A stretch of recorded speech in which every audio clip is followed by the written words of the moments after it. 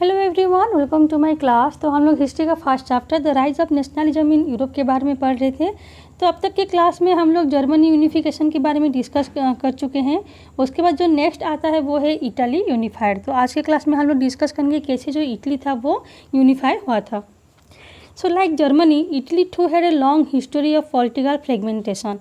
Italians were scattered over several dynastic states as well as the multinational Habsburg Empire. तो जैसे कि Germany को एक करने के लिए उसका बहुत लंबा हिस्ट्री रहा था, ठीक उसी तरह जो इटली है उसको भी एक करने का या फिर जो उसका जो पॉलिटिकल फ्रेगमेंटेशन है उसका भी बहुत सारा एक लंबा हिस्ट्री है। जो इटालियंस थे वो बहुत सारे डायनेस्टिक स्टेट में स्केटर हुए थे, इधर उधर बिखरा होके पड़े थे वो लोग। और ऐसे एक एम्पायर था जिसका नाम है हैब्सबर्ग एम्पायर, जो कि एक मल्टीनेशनल एम्पायर बोला जाता है। उसमें बहुत सारे लैंग्वेज के लोग रहते हैं हैब्सबर्ग एम्पायर में। So during the middle of the 19th century, Italy was divided into 7 states, of which only one Sardinia Piedmont was ruled by an Italian priestly house. तो जो इटली था वो मिडिल 19th सेंचुरी में 7 state में divided था, और उसी 7 state में खाली एक सार्डिनिया पिडमोंट था जहाँ पे कि एक इटालियन प्रिंसली हाउस उसको रूल करता था। मतलब जो ओरिजिनल इटालियन प्रिंस होते हैं या फिर जो रूलर होते हैं वो खाली सार्डिनिया पिडमोंट में ही रूल करते थे, और बाकी जितने भी स्टेट होते हैं वहाँ पे अलग अलग एम्पायर फिर अलग अलग लैंग्वेज के राजा रूल करते थे। The north was under Austrian Habsburg, the centre was ruled by the pope and the southern region were under the domination of the Bourbon king of Spain. तो देखो इटली के जो अलग अलग पार्ट्स है उसको कैसे अलग अलग राजाओं के अंडर में वो था। जैसे कि जो नॉर्थ इटली था वो ऑस्ट्रियन हैब्सबर्ग के कंट्रोल में था, वहीं जो सेंट्रल इटली था उसको पोप लोग रूल कर रहे थे, और इटली का जो साउदर्न रीजन था वो बॉर्बन किंग, जो स्पेन के बॉर्बन किंग थे उनके डोमिनेशन में वो था, वो वहाँ पे रूल कर रहे थे। Even the Italian language had not acquired the common form and still had many regional and local variations. तो जो इटली लैंग्वेज था उसको भी एक कॉमन लैंग्वेज का मान्यता वहाँ अभी तक नहीं मिला था। मतलब पूरे इटली में सब लोग इटली लैंग्वेज को नहीं बोलते थे, या फिर वो ये नहीं सोचते थे कि जो इटली है वो उनका कॉमन लैंग्वेज होना चाहिए।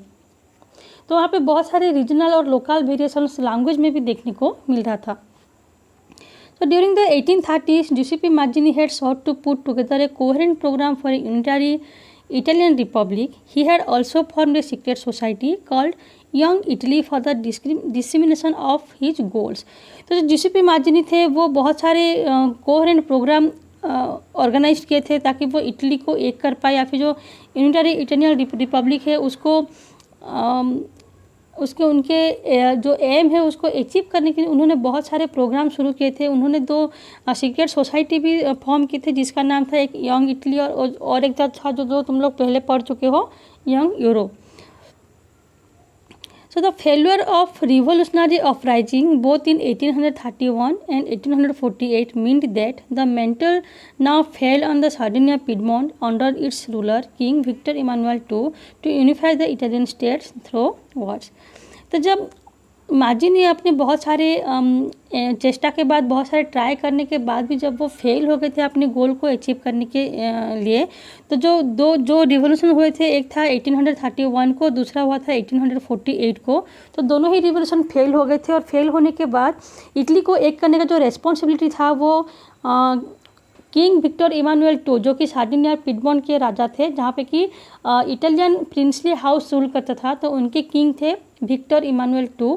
तो उन्होंने फिर इटली को यूनिफाई करने के लिए रेस्पॉन्सिबिलिटी लिया था थ्रू वार। तो वार के जरिए वो इटली को एक करना चाहते थे। In the eyes of the ruling elites of this region a unified Italy offered them the possibility of economic development and political dominions. तो विक्टर इमानुएल II के नज़र में जो यूनिफाइड इटली है वो उनको इकोनॉमिक डेवलपमेंट दिलाएगा, प्लस जो पॉलिटिकल कंट्रोल है पूरे इटली का वो भी उनके ही हाथों में आएगा। सो जो विक्टर इमानुएल II चाहते थे कि इटली जो है वो एक हो जाए। The chief minister Cavour, who led the movement to unify the regions of Italy, was neither a revolutionary nor a democrat. तो उनके जो चीफ मिनिस्टर थे विक्टर इमानुएल II के, उनका नाम है कावूर। तो उन्होंने इटली को एक करने का जो मूवमेंट्स था उसको आगे बढ़ाए थे। तो वो ना कोई इटालियन थे, ना वो कोई रिवोल्यूशनरी थे, और ना वही कोई डेमोक्रेट्स थे। So like many other wealthy and educated members of the Italian elites, he spoke French much better than he did Italian. तो जैसे कि इटली के जो अमीर लोग थे या फिर जो रिच लोग थे, जैसे कि वो फ्रेंच लैंग्वेज बोलते थे, तो ठीक कावूर भी वो इटली से ज़्यादा फ्रेंच लैंग्वेज ही बोलते थे, तो ना वो इटालियन थे, ना उनको इटली लैंग्वेज बोलना आता था, फिर भी वो इटली को एक करने के लिए जो वॉर हुआ था उसको वो लीड किए थे, उसको वो आगे बढ़ाए थे।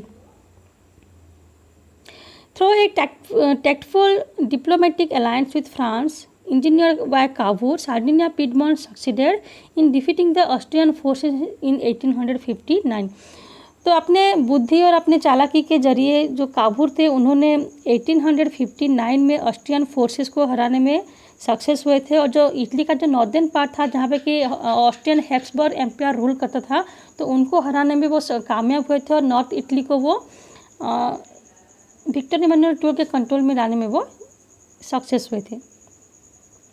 Apart from regular troops, a large number of armed volunteers under the leadership of Giuseppe Garibaldi joined the fray.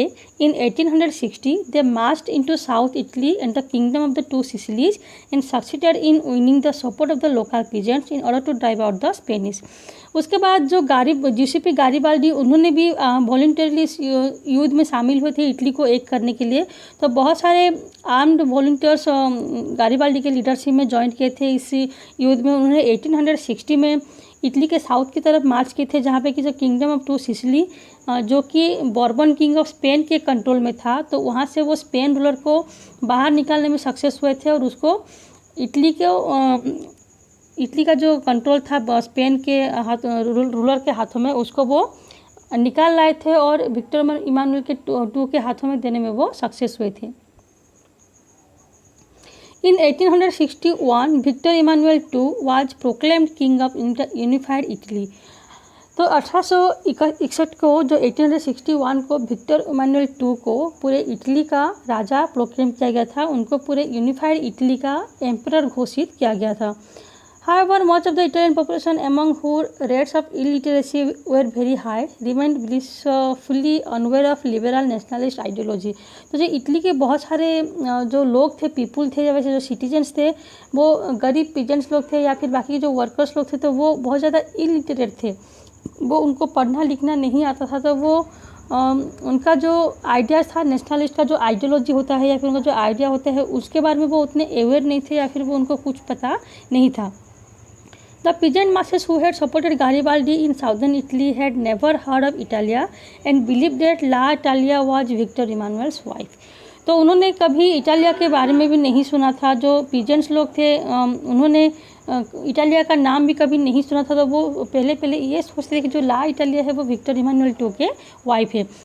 तो जो ला इटालिया, जो इटालिया है, वो इटली कंट्री को संबोधित करने के लिए बोला जाता है। तो यहाँ पे देख सकते हो एलिगरी ऑफ इटली, जो कि इटली कंट्री के सिंबलाइज किया जाता है, उसको उसके प्रतीक के हिसाब से ला इटालिया नाम रखा गया था। तो लोग समझते कि जो ला इटालिया इटली थे वो विक्टर इमानुएल टू के वाइफ है।